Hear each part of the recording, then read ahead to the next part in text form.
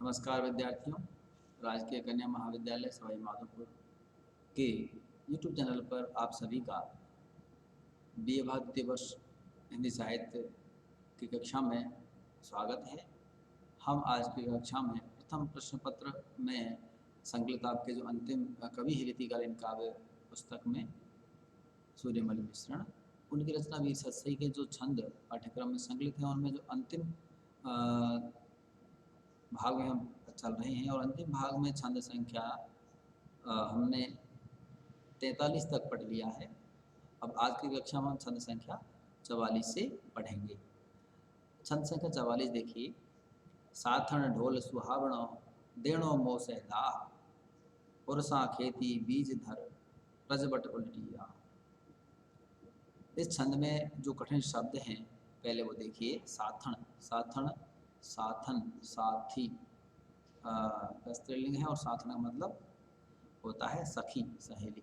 सहदाह, सती होने पर, साथ में दाह, सती होना। साथन ढोल सुहावना और उर्सों, उर्सों, उर्सा, उर्सा खेती, उर्सा खेती आकाश में खेती का फल मिलना। बीज धर, धर धन धरती। रजवट उल्टी राह, रजवट यानी क्षत्रिय धर्म, छात्र धर्म इसको बोलते हैं। तो यहाँ इस दोहे में जो एक वीरांगना, इसमें सती होने से पहले कोई वीरांगना अपने छात्र धर्म की विशेषता बतलाती हुई दूसरी सखी है उससे कहती है, क्या कहती है कि हे सखी, साथण ढोल सुहावणो, कि मेरे सती होने पर, देणो मोह सहदा, कि मेरे सती होने पर, मेरे सती होने पर तुम बड़ा सुहावना ढोल बजवाना, क्योंकि जो सती होना मेरे लिए वही आनंद की घड़ी है। और जब मैं अपने पति के साथ दिव्य भोग भोगने के लिए स्वर्ग जाऊंगी, अर्थात जो वीर होना, बलिदान हो जाना अपनी मातृभूमि पर, तो उसके बीज धरती पर लगाए जाते हैं, लेकिन उसके फल कहाँ मिलते हैं? स्वर्ग में मिलते हैं। यानी अपनी मातृभूमि पर मिट जाना, एक तरह से अमर हो जाना और स्वर्ग की प्राप्ति का फल प्राप्त करने का उसमें बात होती है। तो वही है उसमें कहा गया है। और अर्थात इसमें रजवट उल्टी रहा। रजवट छात्र धर्म की उल्टी रीति है। क्या रीति है? कि उसके जो है बीज जमीन पर डाले जाते हैं और फल आकाश में लगते हैं। तो इसका ये भाव है कि धरती पर समरांगण में वीरता दिखाई जाती है और कोई वीर अगर वीर गति को प्राप्त हो जाता है तो उसे स्वर्ग के दिव्य भोगने का फल मिलता है। यहाँ जो ये छंद है, इसमें वीर गति को प्राप्त होने के साथ उसकी वीरांगना के द्वारा जो सती होने का तथा दिव्य भोग भोगने तो स्वर्ग रोहण करने की प्रसन्नता है, उसी भाव की अभिव्यक्ति यहाँ पर की गई है। और इसमें ये अरसा खेती बीज धर, ये जो संगति नहीं है तो असंगति अलंकार के साथ अनुप्रास अलंकार भी आप इसमें देख सकते हैं। इस छंद में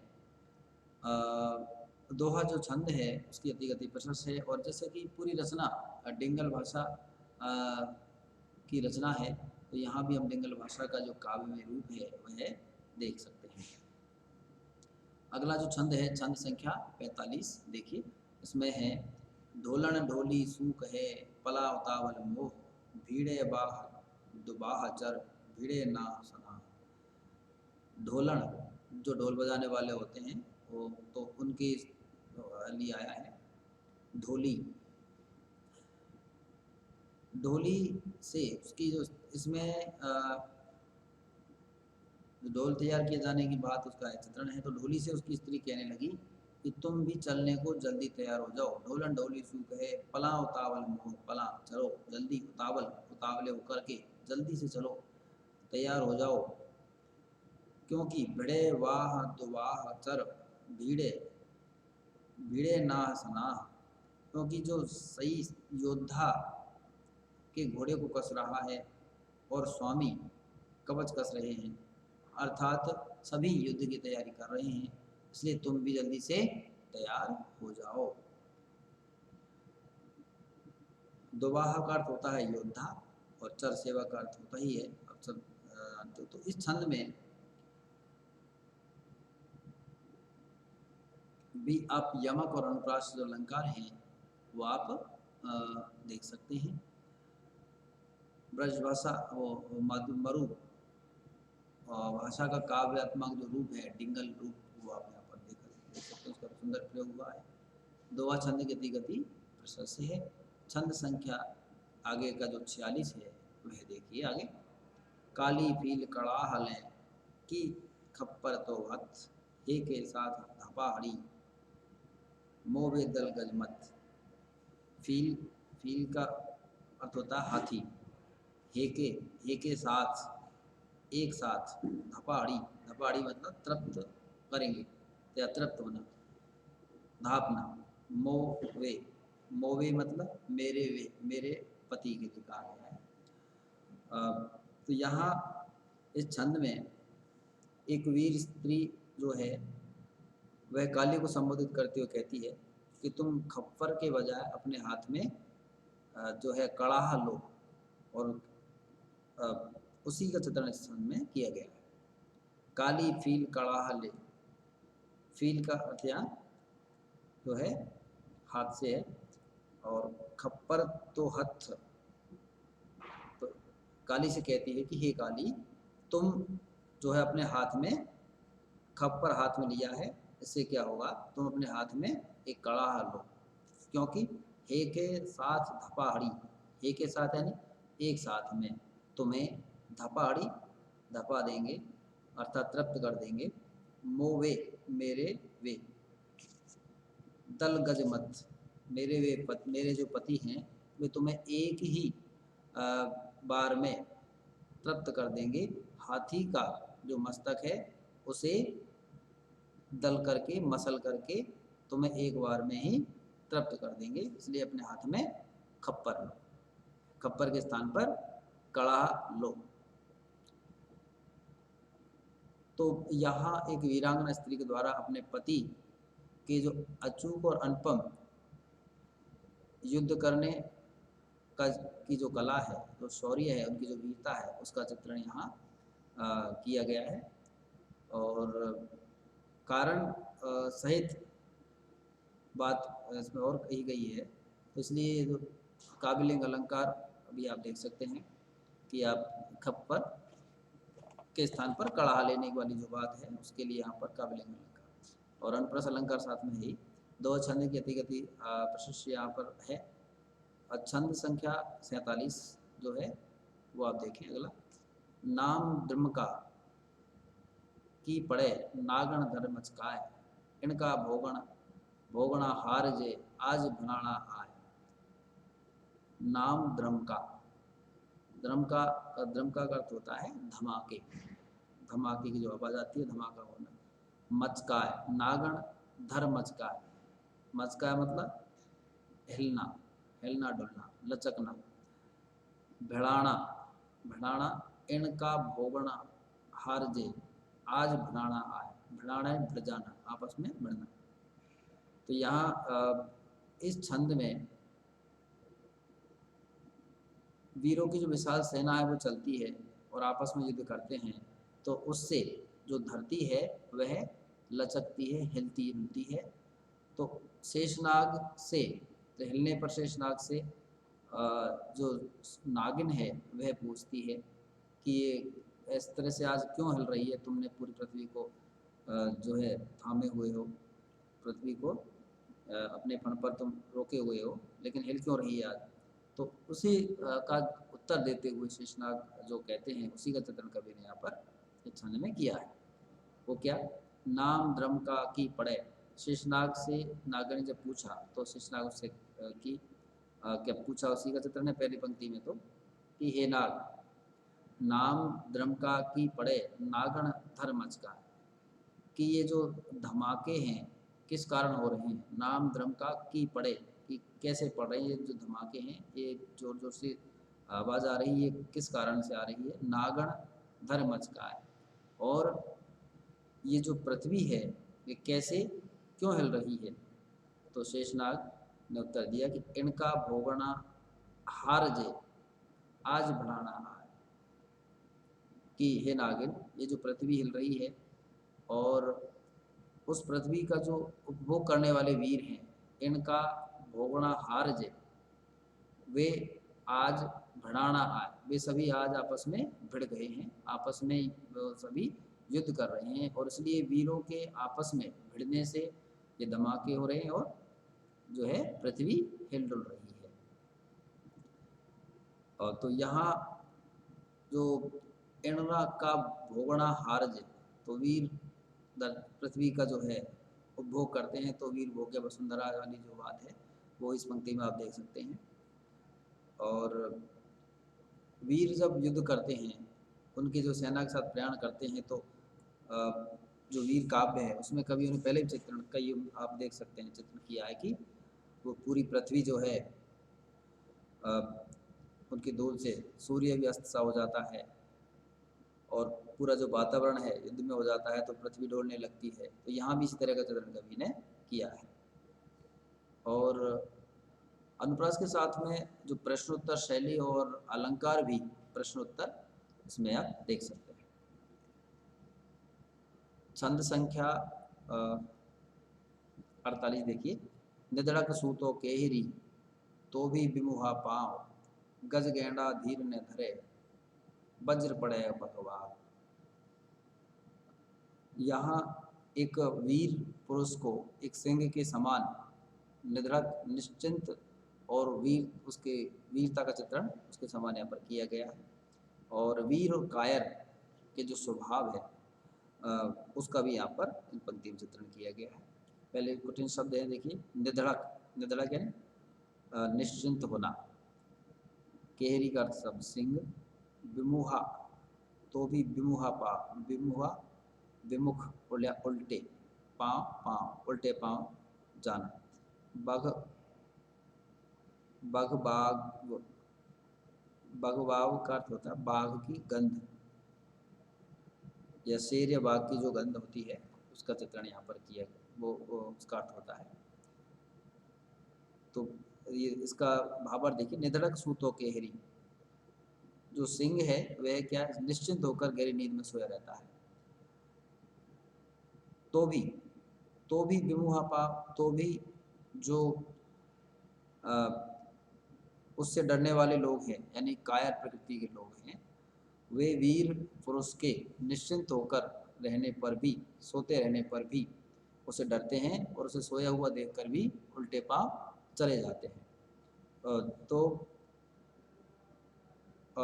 गज गेंडा धीर ने धरे, यानी जब सिंह सोता रहता है तो जो गज गेंडा, हाथी गेंडा आदि जो विशालकाय जीव होते हैं वो भी अपने मन में धैर्य धारण नहीं कर पाते, डरते रहते हैं, अंदर कोई चिंता करते रहते हैं और पैर पीछे पड़ते हैं, अर्थात वो उल्टे पांव वहाँ से चले जाते हैं।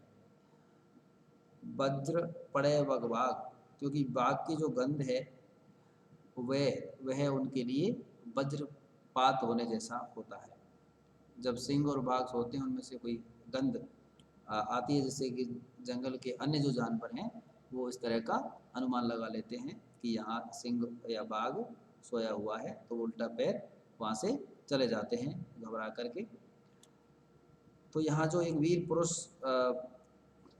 की जो वीरता है, शौर्य, उसका चित्रण यहाँ पर किया गया है। और अन्योक्ति जो अलंकार है मुख्य रूप से उसके माध्यम से उसका चित्रण यहाँ पर किया गया है। साथ ही उत्प्रेक्षा और अनुप्रास अलंकार का सौंदर्य भी आप यहाँ देख सकते हैं। छंद संख्या 49 जो है वो देखिए, झंडा ओ छाणे गयण बसुदा पाड़े बाह, तो भी तोरण बींद तिन धीरो धीरो ना। इस छंद में जब युद्ध भूमि के लिए सेना प्रयाण करती है उसका, और एक श्रेष्ठ कोई योद्धा होता है उसके स्वभाव का चित्रण इस पंक्तियों में किया गया है। कठिन शब्द इसमें जो हैं पहले वो देख लीजिए, ओ छाणे, झंडा ओ छाणे गया, तो ओ छाणे का अर्थ ढक दिया, गयन, गयन का अर्थ आकाश, वाह घोड़ा या वाहन, वसुधा पाड़े वाह घोड़ा या वाहन के लिए आया है। पाड़े, पाड़े यानी खोदना या खोद रहे हैं उसके लिए है। वींद, बींद तिम, बींद का अर्थ दूल्हा, तिम का अर्थ समान। तो यहाँ एक वीरांगना स्त्री उसके का ये कथन है और वह जो चित्रण करती है सेना के प्रयाण और एक वीर पुरुष के स्वभाव का, तो वो देखिए कि झंडा ओछाणे गयन, जो वीर जो सेना प्रयाण करती है तो उससे आकाश सैनिकों के झंडों से ढक जाता है। तो उसी के चित्र में कि झंडा ओछाणे गयन, कि झंडे जो हैं उनसे सेना प्रयाण करती है तो उनके झंडों से आकाश ढक गया है। और घोड़े धावा करने की त्वरा में अपने खुरों से धरती को खोदते हैं। बसदा पाड़े वाह, यानी वाह मतलब घोड़ा या जो भी वाहन चलते हैं युद्ध प्रयाण के समय, रथ आदि, तो वो सब अपने धूल उड़ती है तो अपने खुरों से पृथ्वी को खोदते हैं। तो उस समय तो भी तोरण बींद तिम, तो उस समय जो तोरण पर जैसे दूल्हा बिल्कुल धैर्य के साथ धीरे धीरे जाता है, वैसे ही जो युद्ध भूमि में प्रस्थान करते हुए मेरा जो पति है वह बिना किसी उतावलेपन के युद्ध भूमि में प्रस्थान करता है और धैर्यपूर्वक आगे बढ़ता है। तो युद्ध क्षेत्र में स्थिर चित्त, एक वीर को स्थिर चित्त होकर के प्रस्थान करने वाला बताया गया है। और एक वीरांगना द्वारा अपने वीर पति की प्रशंसा इसमें की गई है। धीरो धीरो नाह, इसमें वीपसा अलंकार देख सकते हैं। और तोरण बिंद तिम, तोरण बिंद तिम, इसमें जो है उपमा अलंकार आप देख सकते हैं और उसका सौंदर्य, उपमा अलंकार का सौंदर्य विद्यमान है। दोहा छंद की अतिगति प्रशस्त है। छंद संख्या 50 जो अंतिम छंद है इस का गीत सत्सई का आपके पाठ्यक्रम में जो सम्मिलित किया गया है। आज घरे सासू कहे हरख अचाकण खाए, बहू बलेवा हुल से पूत मरेवा जाए। तो अच्छा इसमें करने शब्द देखिए पहले तो, घरे घर में, काय क्यों, हरख प्रसन्नता, हुल से उल्लास, मरेवा बलिदान होने के लिए, बलेवा जलने के लिए, सती होने के लिए। तो सास अपने घर में जाकर कहती है घर में इतना उल्लास क्यों है, तो वह जब अंदर जाती है तो सती होने युद्ध में बलिदान हो जाने के जो मरण का दृश्य है, महोत्सव है, उसी का चित्रण इसमें किया गया है। घर पर सास कह रही कि आज ये अचानक हर्ष किस बात का हो रहा है। आज घरे सासू कहे हरख अचानक काय, अचानक यानी अचानक, बहू बलेवा हुल से पूत मरेवा जाए, और अंदर जाने पर पता चलता है तो वह कहती है कि आज पुत्र वधू सती होने के लिए उल्लासित हो रही है और पुत्र युद्ध में प्राणों का बलिदान करने के लिए जा रहा है, पूत मरेवा जाए। तो यहाँ एक कारण पहले कि कोई कथन कहा गया है, उसके कारण उसका को स्पष्ट किया गया है किसी कारण के साथ में। तो यहाँ काव्यलिंग और अनुप्रास अलंकार का जो काव्य सौंदर्य है वो आप देख सकते हैं। और साथ में जो लक्षणा शब्द शक्ति है उसका और व्यंजना का जो सौंदर्य है वह आप देख सकते हैं। और राजस्थानी जो गौरवमयी वीर भावों पर आश्रित प्राचीन राजपूती संस्कृति का जो परिचय के कथन है, और मरण महोत्सव, मरण त्योहार, सती हो जाना, ये जो उनका एक वीर भावों का व्यक्ति करने वाले जो कथन है उनका चित्रण यहाँ पर किया गया है। इस तरह से ये आपके जो वीर सत्सई रचना के 50 छंद आपके पाठ्यक्रम में शामिल किए गए और उन्हें हमने एक एक करके उनका जो वीर भावोत्प्रोत रचना को का भावानुभूति उनकी का जो भावार्थ हमने समझा। इस तरह से ये जो है आज समाप्त होते हैं। अगली कक्षा में इसके जो प्रश्नोत्तर हैं उन पर हम चर्चा करेंगे और जो इसके पश्चात आगे हम दूसरी पुस्तक आपकी जो है उसे पढ़ेंगे। धन्यवाद।